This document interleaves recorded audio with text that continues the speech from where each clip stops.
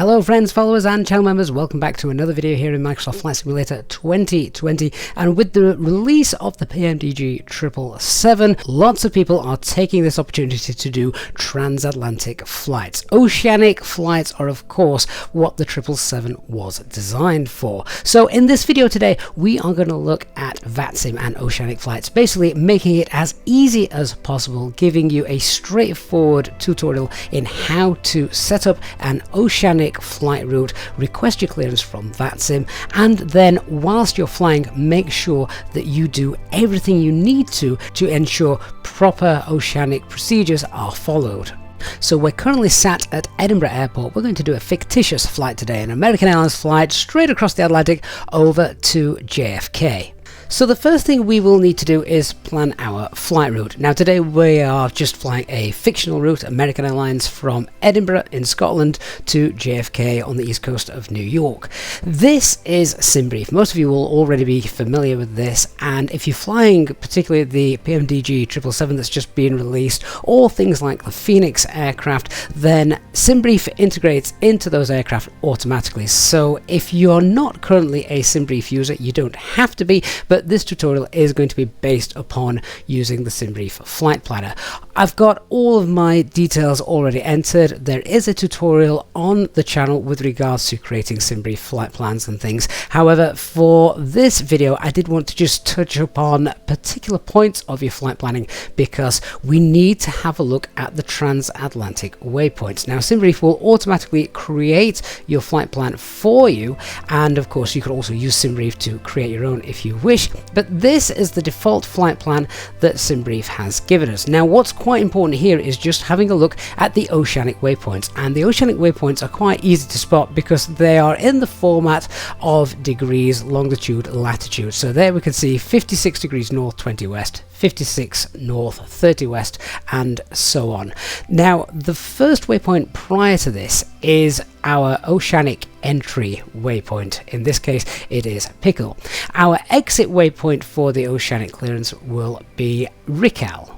Now what's important next is to see if this flight route that SimBrief has given us is based on the NAT tracks. Now the NAT tracks are the North Atlantic tracks that are currently being used today. These change twice a day, so it's important to know if you are using an active NAT track, because we're going to have to report that to our oceanic airspace controller once we request our oceanic clearance. Now there is a great website which I will link in the video description down below, which is based part of VATSIM. Here it is, and this tells us all of the current active tracks. Now what you will need to do is go through and see which track SimBrief has given you. Of course you don't have to use this route that SimBrief has given you, you can actually pick your own track. But if we have a look, our entry point is Pickle, and we can see here the entry point that starts at Pickle is Oceanic NAT Track C, or Charlie, and we can also see that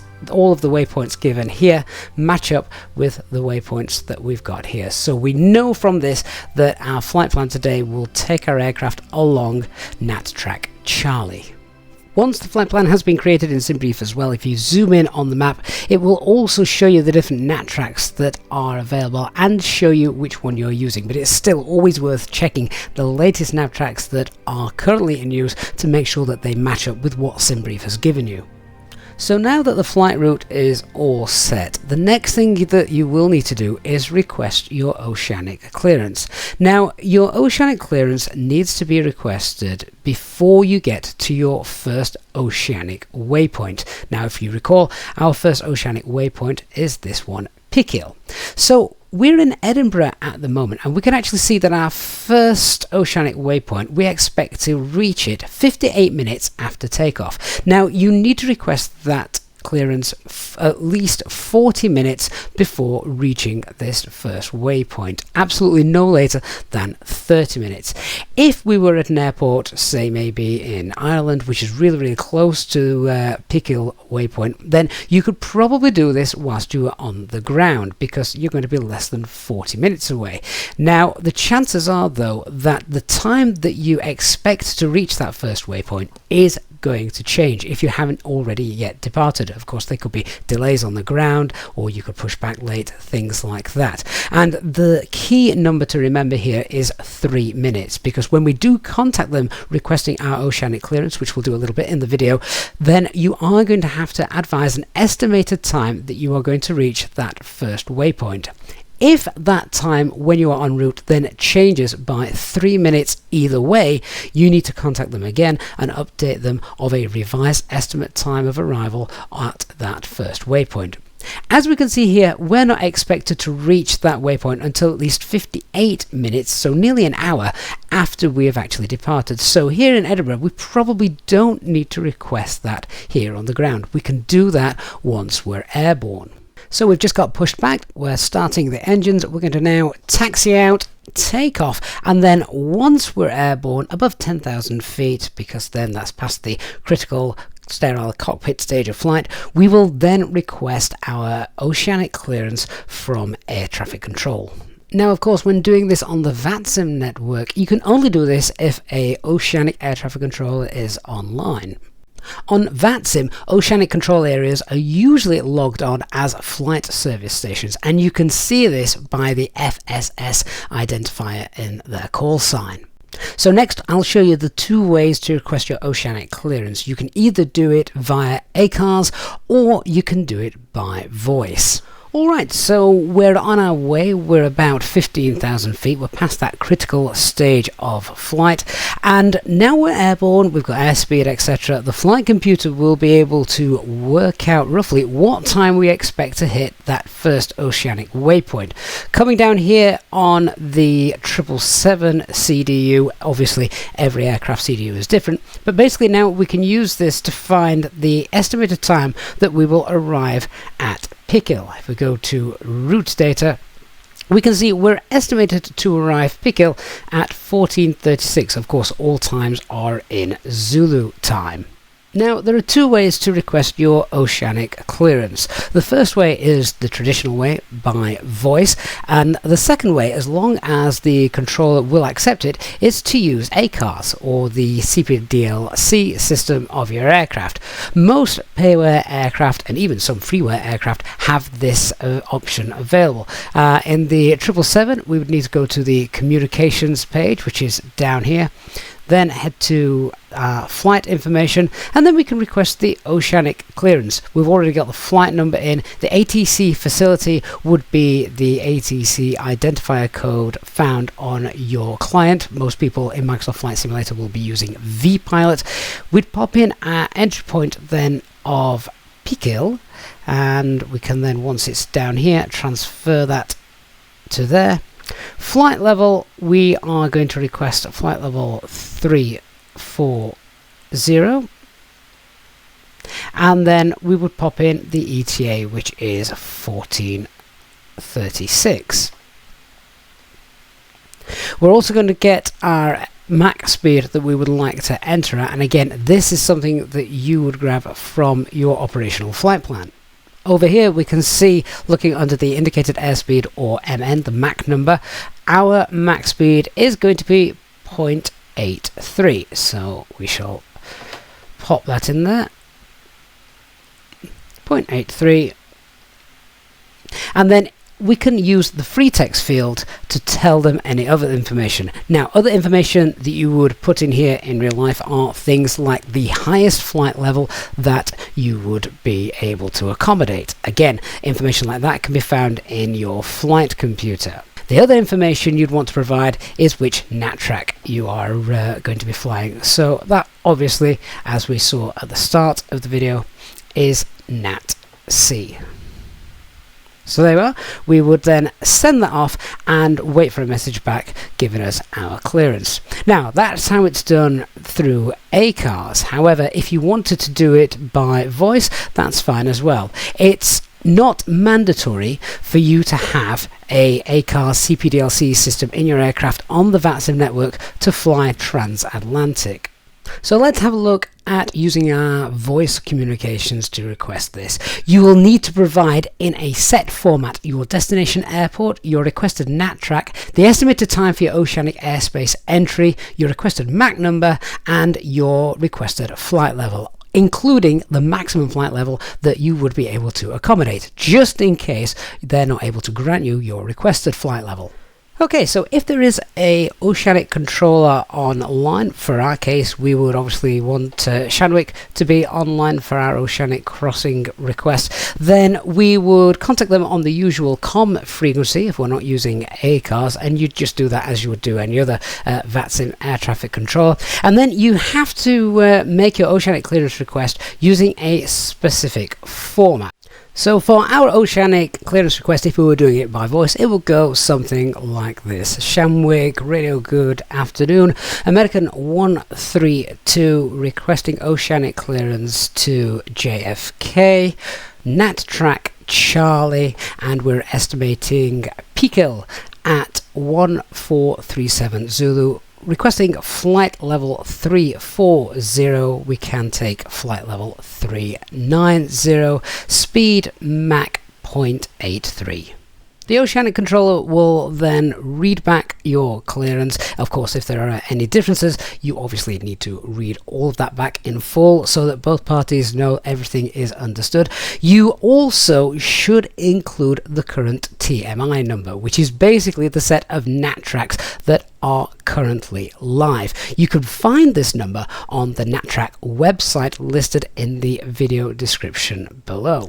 This is the NAT Track website, and you can see the TMI number listed here at the top right of the web page, and this is also a place where you can request your Oceanic clearance on VATSIM as well. This will only work though if there is an Oceanic controller online. You would simply sign in with VATSIM, and then this page then becomes active, so you can fill in all of the details that we essentially have just given by voice and also via ACARS. It's just another way of doing it via a web page rather than doing it in your aircraft. To be perfectly honest, I prefer of course to do it in the aircraft, either via voice or ACARS, as it's a little bit more realistic. Now we can also see here that our original request when we were on the ground back in Edinburgh was an ETA of 1436. We can see it's changed by a minute there. That's no problem, but a reminder, if there becomes a difference of 3 minutes either way, you will need to contact the Oceanic controller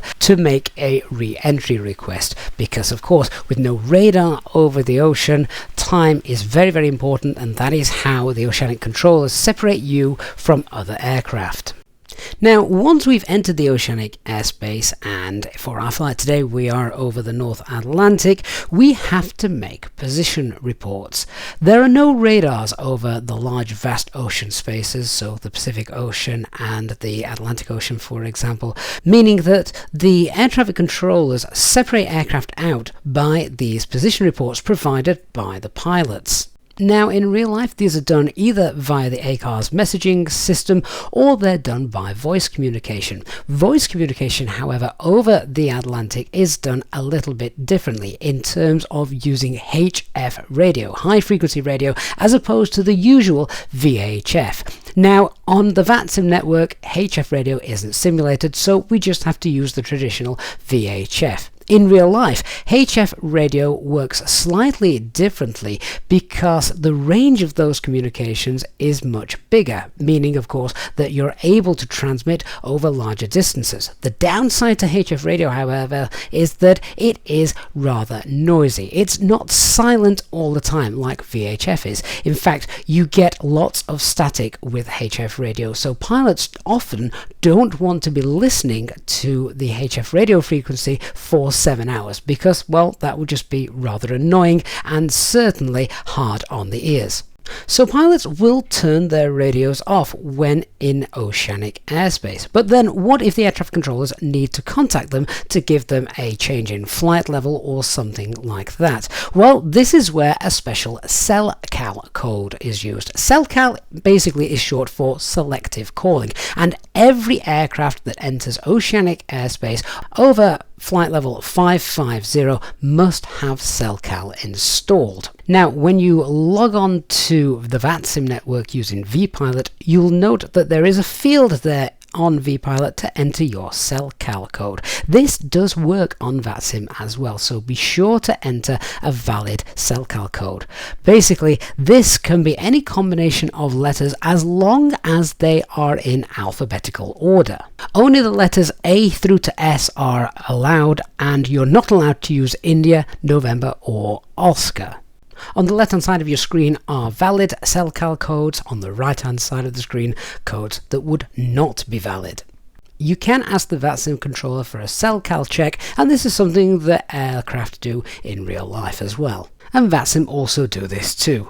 The Oceanic controllers transmit an audio sound wave that corresponds to these letters. It sounds a little bit like this.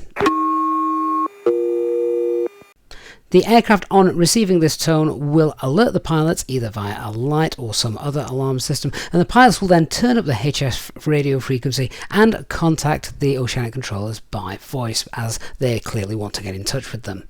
So now important, let's have a look at how to make those position reports and when to make them. Now again, every aircraft is different. In the PMDG 777, they have made position reports nice and easy as per the real aircraft. So again, on the communications page, simply come down to the ATC menu and the position report menu there, and it's all automatically filled in for you.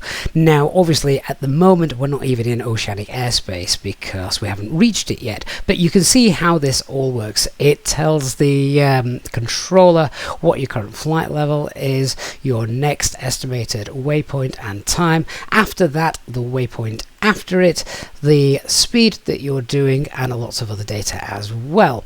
If you are connected on the Hoppies ACAR system, you'll then be able to press send, and that information will then be sent, and you can see that it's all gone through if you go to the review page and ATC downlinks, and there you go. We can see our original logon and also the position report being sent there. However, these reports can also be sent by voice.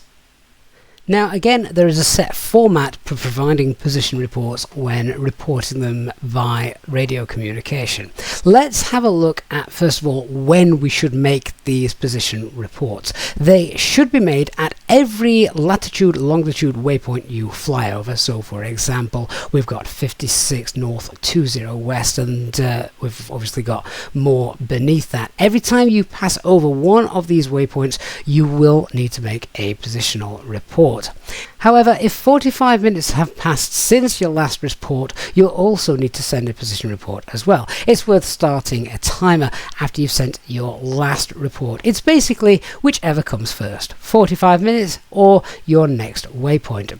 If ever you want to change your speed or altitude, again a position report is needed along with your request, and you will also need to send a position report if your estimated time of your arrival for your inbound waypoint changes again by 3 minutes either way. So let's imagine now that we are going to pass over our 56 north 20 west waypoint, and we're going to do our position report for that. This would go something like this. Shamrock Radio American 132 position report. We'd then wait for ATC to respond to us, telling us that they're waiting for us to pass the message. And then we'd go American 312, passing 56 north 20 west, time 1458, flight level 340, Mach 0.82, estimating 56 north 30 west at time 1542. Next is 55 north 40 west. The controller will obviously read that back, and if there is anything wrong, you obviously need to correct them or confirm that that's all fine. Should the time you're expected to be at your next waypoint change by 3 minutes either way, you will need to provide that revised estimate, in which case you would just call up Shamwick or Gander, whichever Oceanic controller you're in contact with, and say effectively American 132 with a revised estimate. ATC would then reply, and then you just say American 132, we're now estimating a new time of 56 North 20 West at time 1444, or whatever the time has changed by. Obviously it's not going to be much because it's just maybe 4 or 5 minutes away from your original time. A reminder that 3 minutes is key. As soon as it changes by more than 3 minutes, you need to let the Oceanic controller know. So that's it really. That is how you cross the Atlantic or the Pacific Ocean, large oceanic airspaces, when flying on the VATSIM network. They do a very good job of replicating exactly what they would do in real life. Crossing oceanic airspaces on VATSIM for the first time can be a little bit daunting, and I understand that communicating, particularly with the oceanic air traffic controllers, as it is all done slightly different, might seem a little difficult. But hopefully this video has gone some way to showing you what needs to be done, when it needs to be done, and how pretty simple it actually is to do it. I hope you have found this video useful, but if you do have any more questions regarding crossing the Atlantic, then please do leave a comment down below. I'd love to hear what you guys think about doing these long haul flights as well. A reminder, of course, the PMDG 777 does have the time compression feature. However, this is not allowed on the VATSIM network without express permission from the Oceanic controllers. Thank you so much for watching. I hope you found it useful, and of course, if you have, please don't forget to leave a like button, and if you are not yet a subscriber to the channel, please don't forget to hit that subscribe button and turn on the notifications bell so you don't miss any future videos and of course our live streamed flights. Thanks so much for watching. I'll see you all again in the next one. Bye bye for now.